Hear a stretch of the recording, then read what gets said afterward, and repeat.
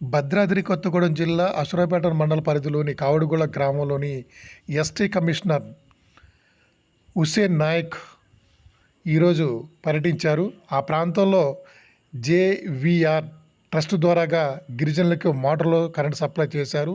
దాంతోపాటుగా జలగాం ప్రసాద్ గారు మరియు సంబంధిత అధికారులు పాల్గొని ఈ కార్యక్రమం విజయవంతం చేశారు. గిరిజనులకు అన్ని విధాలుగా సాయం చేస్తానని తెలియజేశారు. ఈ వీడియోని చివరి వరకు చూసి లైక్ కొట్టండి, కామెంట్ చేయండి, సబ్స్క్రైబ్ చేయండి. Thank you all. సభ్యులు హుసేన్ గారు, మన భద్రాద్రి కొత్తగూడెం జిల్లా project officer ITD project officer గారు, మన ఎస్సీ ఎలక్ట్రికల్ భద్రాద్రి కొత్తగూడెం గారు, ఏఎస్పీ గారు, మన మాజీ సర్పంచ్ గారు, కన్నాయగూడ సర్పంచ్ గారు, ఎంపీటీసీ గారు, డిఈ పాలముంచ, డిఎఫ్ఓ పాలముంచ, ఇందాక డిఎఫ్ఓ గారు రెడ్డి గారు వచ్చారు సార్, ఒకసారి వచ్చారు, ఎఫ్డిఓ గారు సార్, ఇతర ఉన్నతాధికారులు, ఈ సభకు వచ్చినటువంటి ఉన్నతాధికారులు. సంవత్సరాల నుంచి మారుమూల ప్రాంతంలో మరుగుపడిపోయినటువంటి ప్రాంతం ఇది.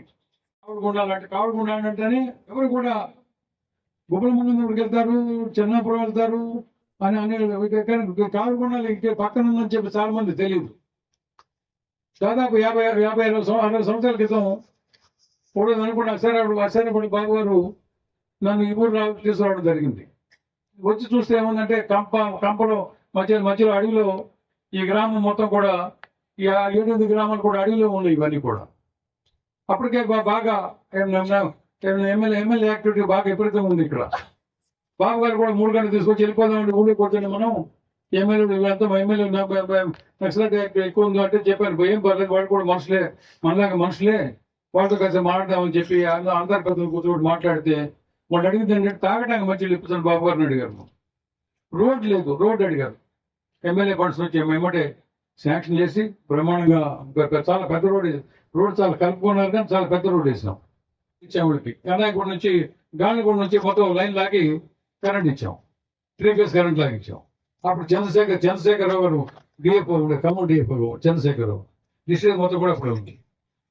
కాబట్టి ఈ మారుమూల ప్రాంతాన్ని దయచేసి ఒకటి ఏంటంటే, అందరు అధికారులు ఇక్కడ వచ్చిన అధికారులు, పోలీసు అధికారులు కానీ, ఐటీడీ అధికారులు కానీ అందరూ కూడా దయచేసి ఫ్రీక్వెంట్ విజిట్స్ కాదు. నేను మన HS Brahma director of tribal గారు ఉన్నప్పుడు నేను వాళ్ళిద్దరం కలిసి అనంతానం స్కూల్, ఈ స్కూల్ రాత్రి 1 గంటకు వచ్చామండి. వస్తే టీచర్ లేదు, పిల్లలు 6 ఉన్నారు. ఏంటంటే ఎప్పుడో వారానికి ఒకసారి వస్తారని టీచర్లు, మేము కూడా అంతేనండి అన్నారు. సరే అప్పుడు ఆయన అంటే అందరిని మార్చేసి అప్పటి నుంచి ఐటీడీ నుంచి మానిటరింగ్ పెట్టి కొద్దిగా ఈ స్కూల్స్ అని కూడా కొద్ది జాగ్రత్తగా చేశారు. ఇంకొక ఇబ్బంది ఏంటంటే, ఇక్కడ 3 కిలోమీటర్లలో మనకి ఆంధ్ర బోర్డర్. ఇప్పుడు అంటే ఇదివరకంటే కలిసి ఉండేది కాబట్టి ఇబ్బంది లేకుండా. ఇప్పుడు ఏముందంటే ఆంధ్ర సపరేట్ అయిపోయింది. మనం ఆ రోడ్లో రావడం వల్ల ఏమవుతుందంటే, నేను మొన్న వచ్చా, వాడు తాడు కట్టి ఏం చేశారని ఎమ్మెల్యే వాళ్ళు ఏం చేశారని తాడు కట్టి మీరు ఎక్కడ పోతా అంటే గుబ్బలమంగ కాదమ్మా, మా కావడిగుండలు పోతున్నాయి. అయినా సరే 100 రూపాయలు ఇవ్వాల్సిందంటే జేబులో 100 రూపాయలు కాదా, నేను అలాంటి మీరు ఎవరైనా కానీ 100 రూపాయలు కట్టా, తెలంగాణ వాడు అటు రోడ్ వేసుకోవాలి, ఇంటికి వస్తానని అడిగారు. సరే ఫోన్ చేస్తే మరి పోలీసులు కానీ గన్మెన్ ఉన్నాడు, అందరూ ఉన్నారు, కానీ అయినా సరే ఇందులో డ్రైవర్స్ అని చెప్పి 100 రూపాయలు ఇస్తే జిందాబాద్ అన్నారు. పాపం కాసేపు మీ ఎమ్మెల్యే ఉన్నామంటే మేము కూడా బాగుపడాలి కదా అన్నారు. వాడు కాసేపు సరే వాళ్ళేదో పాపం కడుపు కోసం అడిగారు 100 రూపాయలు. కానీ బాధాకరమైన విషయం ఏంటంటే, మేము ఉన్నప్పుడు ఎప్పుడు కూడా ఈ ఇబ్బంది రాదు, రోడ్డు లేకుండా. అప్పుడు ఆంధ్రప్రదేశ్ తెలంగాణ కలిసి ఉండేది మేము ఉన్నప్పుడు. కాబట్టి ఇప్పుడు తెలంగాణ సపరేట్ అయిపోయింది. కానీ ఈ 5-6 సంవత్సరాల నుంచి పోలీస్ చెక్ పోస్ట్ పెట్టారు అక్కడ. వాళ్ళందరినీ తెలంగాణ నుంచి పోయడం, అందరినీ కూడా సరిపడి నుంచి వచ్చేవాళ్ళందరూ కూడా జేబులు తగ్గడం, బియ్యం బస్తాలు తీసుకెళ్ళిపోవడం, బాగా ఇబ్బంది పడుతున్నారు ఇక్కడ. కాబట్టి దీని నుంచి ఈ ప్రజలందరూ కూడా 10 రూపాయలు ఇవ్వకుండా మరి రావాలంటే గాంధీగూడ నుంచి చెన్నాపురం రోడ్ వేయాల్సిన అవసరం ఉంది. అది లేకపోతే కూడా చాలా ఇబ్బంది పడతారని చెప్పి నేను ప్రత్యేకంగా ట్రైబల్ మెంబర్ గారికి నేను దయచేసి వారికి మనం చేస్తున్నాను. అట్లా మన పిఓ గారికి, ఇతర అధికారులు కూడా, పోలీసు వారు కూడా రిపోర్ట్ రాయాలి. ఈ గ్రామానికి దారి లేదు, దారి కల్పించాలని చెప్పి ఇక్కడ సిఏ గారు కానివ్వండి, ఎస్ఐ గారు కానివ్వండి, డిఎస్పీ గారు, వాళ్ళు కూడా రావాలన్నా కానీ ఇటు నుంచి రావాల్సిందే, వాళ్ళకి వెళ్ళి దారి లేదండి. అప్పుడు మొన్న నేను వస్తానని చెప్పి సెక్యూరిటీ పర్పస్ లో ఫోన్ చేస్తే సిఏ గారు బ్యాన్ వేసి దాని సైడ్ కొట్టి అర్ధగంట కొడితే అప్పుడు వాళ్ళు కార్డు తీశారు. కాబట్టి వాళ్ళకి బాగా ఇబ్బంది ఉన్నమాట వాస్తవం. కాబట్టి నీడి కాబట్టి ఈ గ్రామాలన్నీ కూడా గత 3 సంవత్సరాలు 4 సంవత్సరాల నుంచి నేను దగ్గరుండి మానిటరింగ్ చేసి ఎలక్ట్రికల్ డిపార్ట్మెంట్ వాళ్ళ సహకారంతో వాళ్ళ సహకారం లేకుండా మనం ఏం చేయలేము. వాళ్ళు కూడా లైన్ మీద ఇక్కడ మోటార్ హెల్పర్ మొదలుపెట్టి ఎస్సీ గారి వరకు కూడా వెంటనే శాంక్షన్ ఇచ్చే దాదాపు 250 మోటార్లు ఈ గ్రామంలో వాకుల మీద, ఇందాక మీరు చూసిన వాకుల మీద ఓపెన్ బోర్డు వేసుకునే పరిస్థితి లేదు. ఇక్కడ డబ్బులు వీళ్ళ దగ్గర ఫైనాన్షియల్ సౌండ్ బాగలేదు కాబట్టి ప్రత్యేకంగా వాకుల మీద మొత్తం 3 HP అంటే 3 HPతో దాదాపు 7 ఎకరాలు పండిస్తారు ఇక్కడ. ప్రమాణ ట్రైబల్స్ కూడా నమ్మకం, నేను వచ్చి మా కరెంట్ ఇస్తామని నమ్మలే వాళ్ళు మొట్టమొదట. అప్పుడున్న డిఈ గారు కానివ్వండి, అప్పుడు ఏఈ గారు కానివ్వండి, ఏడీ గారు కానివ్వండి, అందరూ సహకారం చేసి వెంటనే 4 రోజులు కరెంటు ఇచ్చేసి డీడీలు కట్టి మేము డబ్బులు కట్టి మొత్తం అందరూ చేశారు. బాగుల మీద బ్రహ్మాండంగా కూడా పంట పండించుకున్నారు. వాళ్ళ కోరిక ఒకటే పిఓఐటీడీ గారిని, ఇది హెవీ ఫోర్స్ వస్తాయి, టోటల్ నుంచి వస్తాయండి.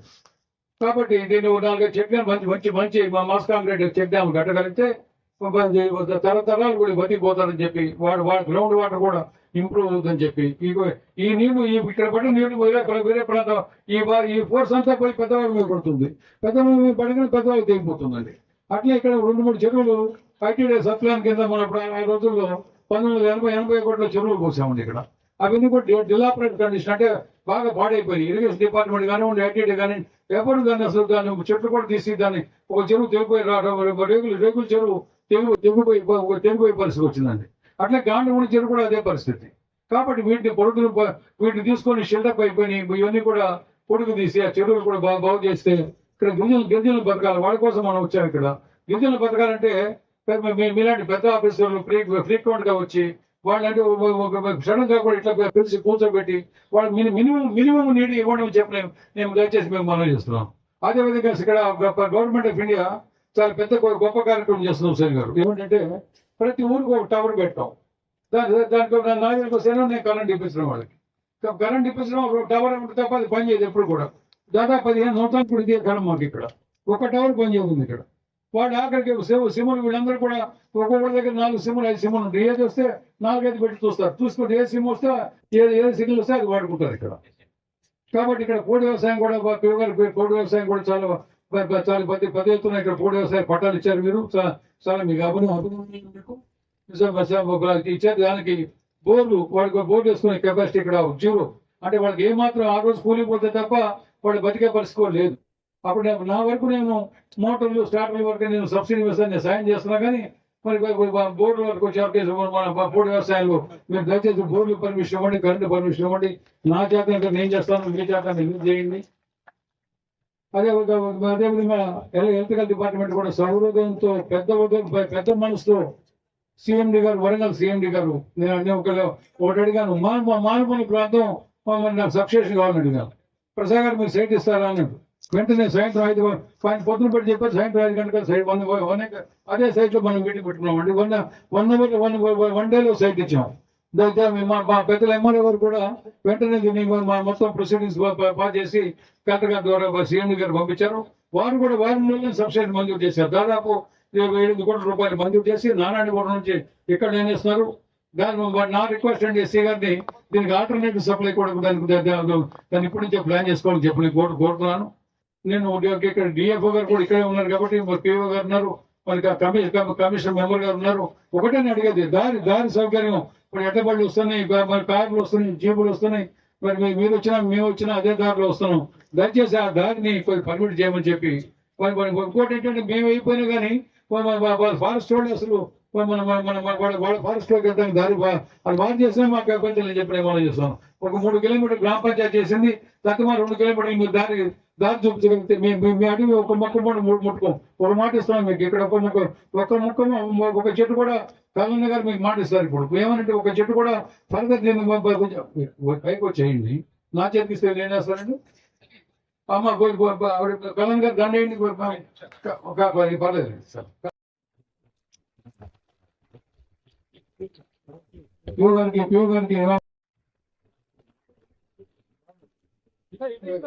కలన్న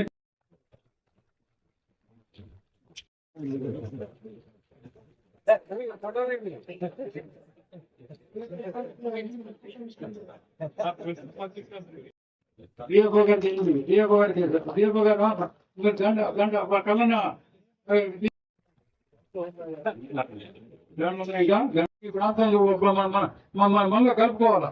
వాళ్ళకి మొత్తం కూడా ఆశ్చర్యం అంటే జంగారం ఇక్కడ ఈ ఊరు బస్సు లేదు. నేను ఉన్నంతకాలం బస్సు నడిచింది. ఇప్పుడు బస్సు లేదు, ఆర్టీసీ బస్సు లేదు. ఈ 5 గ్రామాలు కూడా బాగుంది. చచ్చినట్టు సైకిల్ మోటార్ సైకిల్ వేసుకొని పోవస్తుంది తప్ప వేరే మార్గం లేదు. జంగాడు కూడా బస్సు కూచికొండ దాకా వస్తుంది. దాన్ని మనం ఆర్టీసీ వాళ్ళు రాయగలిగితే ఒక గారు లెటర్ రాయగలిగితే ఏంటంటే వేరే సోర్స్ లేదు కాబట్టి ఆ 3 కిలోమీటర్ల బస్సు రమ్మంటే కొద్దిగా చెప్పేద్దాం. మన జంగాడు కూడా వెళ్తాం అవకాశం దొరుకుతుంది వాళ్ళకి. అట్లా క్రమ సత్తుపల్లి పిఎం గారితో కూడా పిఓ గారు లెటర్ రాస్తే వెంటనే మీరు లెటర్ పుట్టిన గంటలో నేను బస్సు పంపించే ఏర్పాటు నేను చేస్తానని చెప్పి దయచేసి మేము మనం చేస్తున్నాను. ఉదయం ఒక ట్రిప్, సాయంత్రం ఒక ట్రిప్, 2 ట్రిప్పులు చేయొచ్చండి. కాబట్టి ఇక్కడ మీ బాగోగుల్లో నేను కానీ ప్రభుత్వం కానివ్వండి, అటు మన హుసేన్ నాయక్ గారు కానివ్వండి, వాళ్ళు ఎందుకు తీసుకొచ్చారంటే నేను ఉట్టి తీసుకురాలా, మన కొంత లాభం చేయాలి. వారు మన ప్రాంతానికి ఎంత చేస్తారో నాకు కావాలా. హాస్టల్ చూశారు, నేను ఆశ్చర్యపోయా. ప్రతి దాన్ని బాత్రూమ్, స్టోర్స్ అన్ని చూశాను, సంతోషపడండి. ఎందుకంటే మన హాస్టల్ ఇక్కడ ఇంటర్మీడియట్ రావాలి. ఇక్కడ పిల్లలు బయటకు వెళ్ళిపోతున్నారు, ఇంటర్మీడియట్ స్కూల్ లేక బయటకు వెళ్ళిపోతున్నారు. దయచేసి మా పిఓ గారు కానివ్వండి, కలెక్టర్ గారు కానివ్వండి, క్లాత్ వర్క్ ఉండాలా. మంచి డైనింగ్ హాల్ కావాలి, మాకు కిచెన్ కావాలా. ఇంకొక చిన్న మాట ఇస్తున్నాం మీకు, మీరు అడగలేదు కానీ పిఓ గారు మేము 5 ఎకరాల భూమి కూడా మా గ్రామం తరఫు నుంచి మీకు ఇస్తామని చెప్పి మనం చేస్తున్నాం. మీకు శ్రీని గారు 5 ఎకరాల స్థలం ఇవ్వాలి. మనం 5 ఎకరాల స్థలం ఇవ్వాలి వారికి. కొత్త హాస్టల్ బిల్డింగ్, ఇంటర్మీడియట్ స్కూల్ కట్టడం కోసం. ఈ ఎకరం సబ్స్టేషన్ స్థలం కూడా మన గ్రామస్తులు మొత్తం కలిసి స్థలం ఇచ్చారు. గవర్నమెంట్ సైడ్ కాదు ఇది, వాళ్ళు ఇచ్చారు, ఎమ్మటి ఇచ్చారు. ఎంఆర్ఓ గారు కూడా దాన్ని వెంటనే పాపం. అది కూడా ఇక్కడ పెద్ద సమస్య ఏంటంటే డిఎఫ్ఓ గారు కూడా ఇక్కడే ఉన్నారు. పిఓ గారి చేతిలో 152 సర్వే నెంబరు, దాదాపు 9 గ్రామాలకు సంబంధించిన 152 సర్వే నెంబరు ఆల్రెడీ సర్వే అయిపోయింది. జాయింట్ సర్వే అయిపోయింది సార్. పిఓ గారు జాయింట్ సర్వే అయిపోతే 4 సంవత్సరాలు అయిపోయింది. 4 years నుంచి దాన్ని క్లియర్ చేయలేదండి. మీరు పంపించారు డిఎఫ్ఓ ఆఫీస్లో, అది పెండింగ్ పెట్టి కూర్చున్నారు. సంతకాలు పెట్టేట్లా వాళ్ళు మీరు పెట్టారు. సార్ జాయింట్ సర్వే రేంజర్ గారు ఉన్నారు, సబ్ డిఎఫ్ఓ గారు అందరూ వచ్చారు. నేను కూడా సైట్లో ఉన్నానండి. మొత్తం 5-6 గ్రామాలు కొలిశారు. మా ప్రభుత్వం ఫారెస్ట్ భూమి లేదని చెప్పి నా ముందే చెప్పారు. అంతా బాగానే ఉంది. బౌండరీ స్టోన్స్ కూడా బాగారు, ఊరు బయట మొత్తం బాదుకున్నారు. ఫారెస్ట్ వరకు వాడిది, ఇప్పుడు 30 మంది మంది గవర్నమెంట్ ల్యాండ్. ఇంకోటి ఏంటంటే 100 సంవత్సరాల క్రితం ఇక్కడ పాస్బుక్లు ఇచ్చారు. నైజాం ప్రభుత్వంలో పట్టాలు ఇచ్చారు. తర్వాత వచ్చినట్టు ప్రభుత్వాలు కూడా పట్టాలు ఇచ్చినాయి. ఇప్పుడు రైతు బంధు రావట్లేదు, పట్టా పాస్బుక్లు లేవు. చాలా చాలా చాలా దారుణమైన పరిస్థితుల్లో ఉన్నమాట వాస్తవం. ఊరి పేరు చెప్పండి. ఒక్కో పేరు కావడగుండాల 152, గోపనగూడెం, చెన్నాపురం, కనాయగూడెం,